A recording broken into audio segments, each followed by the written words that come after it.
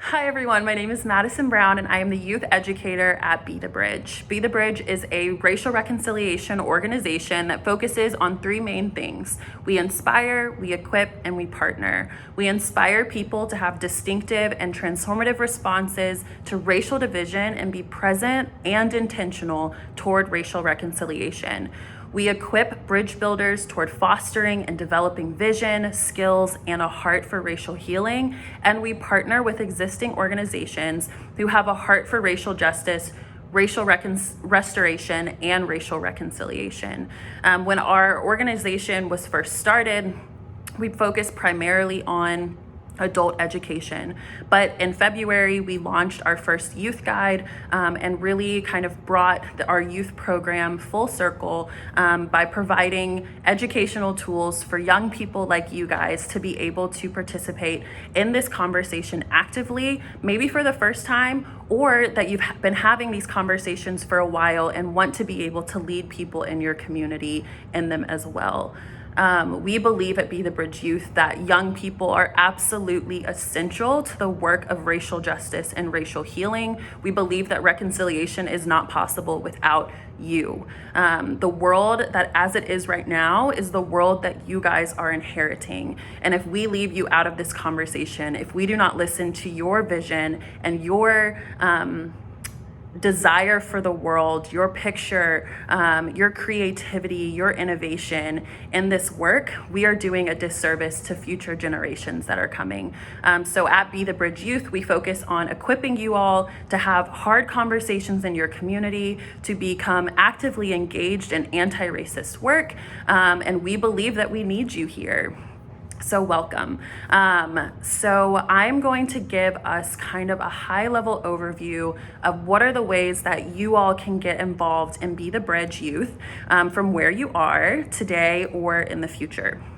So the first main way is to purchase our youth guide. We have created this curriculum for you guys to be able to have and walk through personally or with a group of friends, a group at your church, a group at your school, a group from your soccer team, or wherever you have young people around you and your friends, to be able to engage in these hard conversations, but really, really necessary conversations. We think that the youth guide can really help as a jumpstart into anti-racist work.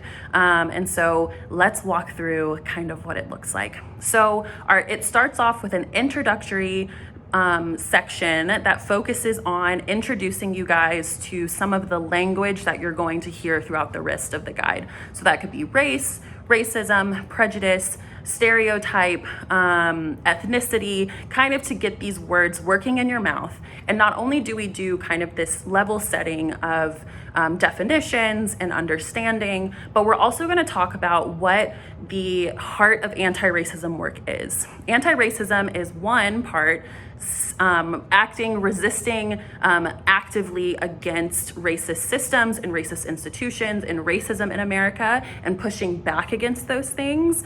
But also it's about visioning a new world where people who are marginalized and pushed out and not cared for in our society as it stands right now are cared for and are loved and their lives are valued and people have access to a life that is whole and full and caring.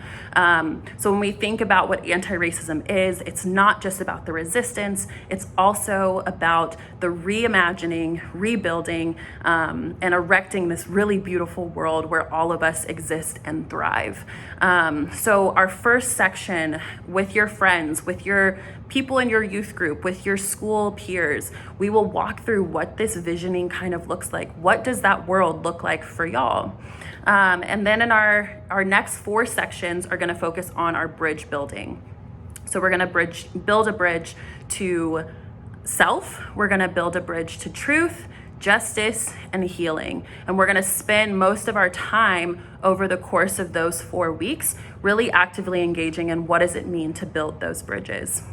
So in our section about bridge to self, we are going to focus on socialization and how we understand our identity, how we as people who carry different racial identities, gender identities, how we have different class access and all of those things, how all of that shapes into who we are. It shapes what we believe about ourselves, and it shapes what the world tells us about ourselves as well. And how active anti-racism work is about listening and hearing, but also dismantling those lies that the world tries to tell us about who we are, what we can do, and what we have access to.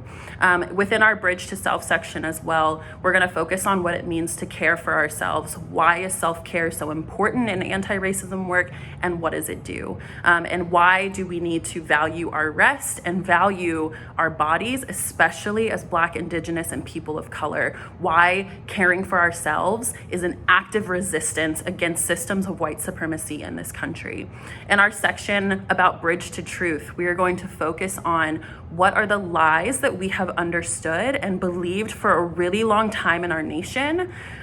We have really covered up a lot. We have swept a lot under the rug, and being actively anti-racist is about speaking truth to the history of our country, uncovering that, but also making sure that that is known.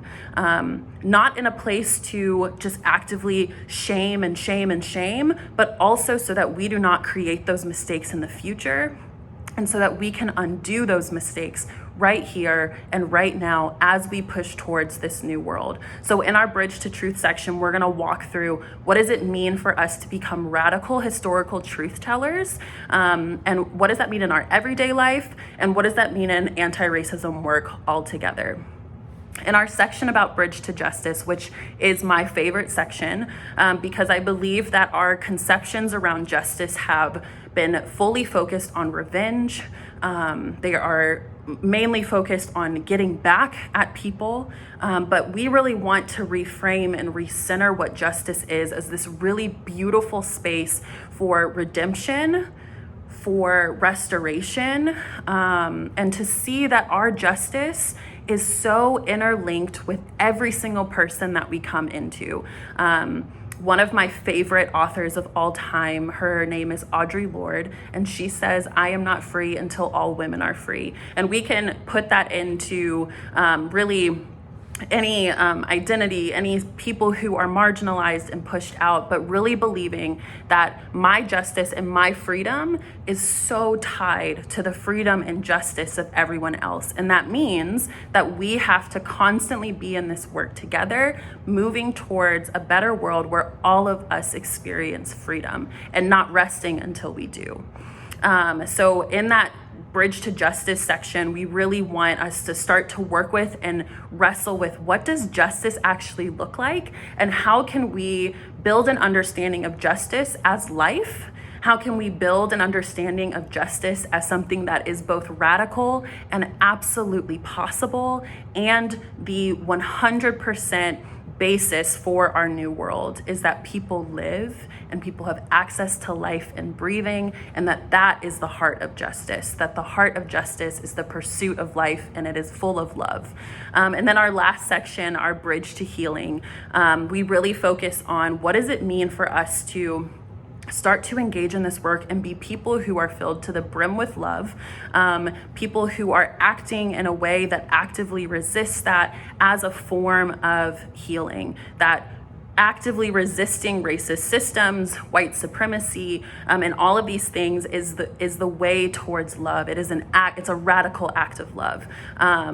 And I wholeheartedly believe in that vision. And we close out with this picture of what does it mean for us to engage? What does it mean for us where we are right now to start to ask those questions of what can we do and how do we become a good ancestor? People are going to look back on this time in our history and ask, what did we do? How did we show up? And how did we actively work towards changing the world for the future? 2020 is going to be very much stamped in the American psyche, we are going to be remembering this year for the rest of our lives. And I believe that young people have a responsibility, but also a beautiful opportunity to be engaging in hard work that a lot of adults have not done. The students that I work with every single day are having conversations that a lot of the adults in my circle, a lot of the adults that I've known for a long time, are not brave enough to have. But we believe that you guys embody a bravery and an urgency, and we want to enter in and help you guys to develop that language and develop that action as well. For other ways to become involved in Be the Bridge Youth, you can reach out to me through youth@bethebridge.com. That's our email. We also have book lists on our website specifically for youth, for you guys to be engaging in more reading and more learning. And then you can follow us on Instagram @BTBYouth. And there are events that we'll do throughout the year where you guys can engage with other students around the country. But one of the best ways to get involved with us is through our youth guide and through creating the space in your community to have brave conversations around these hard topics. So again, I believe in you guys so much, and I'm so thankful to have the opportunity to share this with y'all, all the way from St. Louis, Missouri to wherever you guys are in the US right now. But yeah, we are so thankful to have this opportunity to work side by side with brilliant young students like yourselves. So bye.